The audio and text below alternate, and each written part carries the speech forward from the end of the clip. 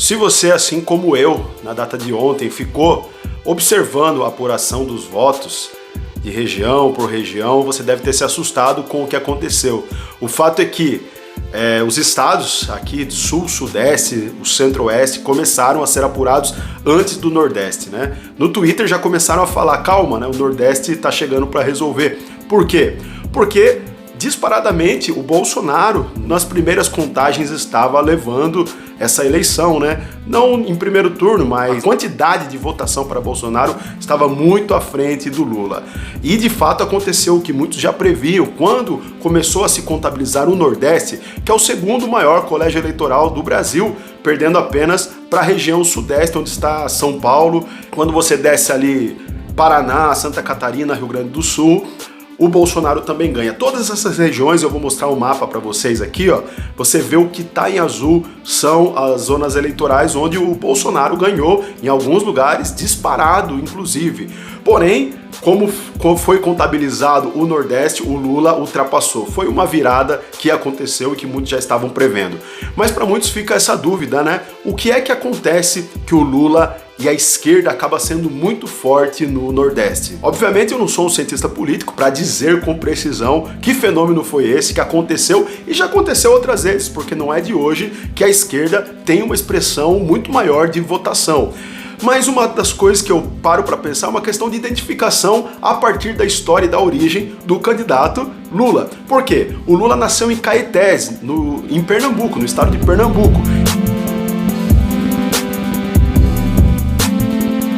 Então, se você for ver o estado de Pernambuco, ele ganha disparado. E olha só, as pessoas que lá moram têm uma consideração também muito grande pelo ex-presidente Lula. Hoje ele pode entrar 20 vezes, eu voto nele dentro d'água.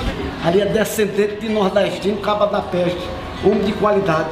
Na época nossa aqui, antigamente, não tinha empréstimo de banco, não tinha financiamento, não tinha Bolsa Renda, não tinha Bolsa Escola, não tinha aposentadoria. E depois de Lula, veio essa libertação para Caetés e todo o povo pernambucano construir Caetés.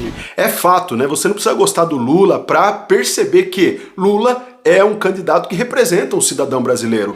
A família dele aqui é um povo honesto, um povo de bem. Hoje as nordestinas, o nordestino é na faculdade, tudo estudando. Eu mesmo nunca pude possuir nada. Pois se eu quiser comprar uma motinha, eu compro. O filme, né, O Filho do Brasil, mostra isso, né, todo o percurso da sua família, com vários filhos, vários irmãos, tentando uma vida melhor aqui no Sudeste, no estado de São Paulo. E é evidente, né, que nas pautas de esquerda, do PT, do Lula, estão sempre presente a questão ligada à pobreza. Por isso que pode até ser, né, muitos falam que o Bolsa Família começou através do Bolsa Escola do Fernando Henrique, mas houve uma ampliação gigantesca no governo Lula, através do Bolsa Família. Depois você teve ProUni, você teve várias, Minha Casa Minha Vida, várias possibilidades de acessibilidade para o pobre para entrar nesse mercado, no consumo, para fazer parte, ter sua casa, ter seu estudo, ter sua renda. Mas uma coisa interessante, né? Olha só esses dois mapas. Um, que você está vendo aqui, é o mapa da votação. Então você vê aqui a parte azul, certo? O Bolsonaro ganhou. A parte vermelha, o Lula ganhou. Agora, olha esse outro mapa aqui, que interessante. Sabe que mapa é esse? É o mapa da pobreza. Você percebe essa região acima, onde o Lula ganhou, é a mesma, quer dizer, dizem, né, já ouvi vários ditados assim como o Lula é o pai dos pobres. E isso se confirma, porque muitas pessoas têm essa identificação através tanto uma questão de identificação com a vida pessoal do Lula, alguém que saiu de lá do meio do povo e se tornou presidente de um país e vê nisso uma representatividade e uma possibilidade que isso possa acontecer com cada um de nós, a emancipação, não para ser presidente apenas, mas a emancipação de conseguir lugares sonhados para a vida. Mas além disso, como eu já disse, tem também a questão da importância das pautas sociais que são reconhecidas no discurso e na política do PT e na política de esquerda. Agora, por outro lado, o candidato e presidente Jair Messias Bolsonaro, ele nasceu na cidade de Eldorado, uma cidade aqui no interior paulista, perto da cidade de Registro.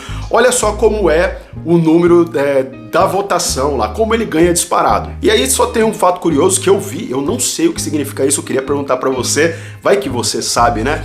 Tem uma cidade do lado da cidade de Eldorado, que é a cidade do Bolsonaro, onde o Lula ganha. Curioso, né? Em meio a tantas cidades aqui no interior de São Paulo, onde o Bolsonaro ganha, essa cidade que fica ao lado de Eldorado, o Bolsonaro perde. Por que será? Eu não sei realmente, se você souber, nos ajuda nos comentários. Bom, mas de qualquer forma, de fato, né, o governo Bolsonaro, ele tem uma política muito mais ligada, né, ao liberalismo, uma política, pelo menos se propõe a ser assim, de privatização, o governo que tentou beneficiar empresários a partir de uma reforma trabalhista. Então, essas coisas assim, é claro, se você pega o eleitorado aqui do Sudeste e do Sul, são pautas que acabam favorecendo, mas não sempre quem está na pobreza. Afinal de contas, essa política de R$600, vocês sabem, se você lembrar, você vai ver o quanto custou para que isso fosse colocado em pauta, porque o Bolsonaro sempre se posicionou contra isso. E olha só, eu fazer esses apontamentos, né, e reconhecer o Lula como aquele que, de fato, faz políticas pensando no pobre, não significa que também nós não vamos levantar críticas sobre isso. Porém, eu aproveito esse vídeo aqui para dizer, nesse momento absurdo que nós chegamos, né, onde o segundo turno entre Lula e Bolsonaro, o que nós poderemos fazer? Nós vamos continuar com essa política de extermínio, praticamente, onde milhares de pessoas morreram de várias formas, de uma política que não olha para o pobre, ou mesmo sabendo que o Lula está longe de ser um ideal para quem de fato se posiciona numa postura anticapitalista, ele está longe, ainda mais aliado ao Alckmin, porém, o que nós faremos agora? E eu faço meu posicionamento e pronunciamento, não temos outra opção, aproveito esse vídeo para dizer, é 13, não tem mais o que fazer, é Lula no segundo turno. E você, o que você pensa a respeito? O fato de eu me posicionar aqui não significa que eu não quero ouvir a sua posição. De fato, nós precisamos de diálogo, um diálogo sincero, porque não dá mais tempo para brincar, certo? Essas foram algumas percepções, algumas considerações, eu queria ouvir qual é a sua consideração, ler os seus comentários.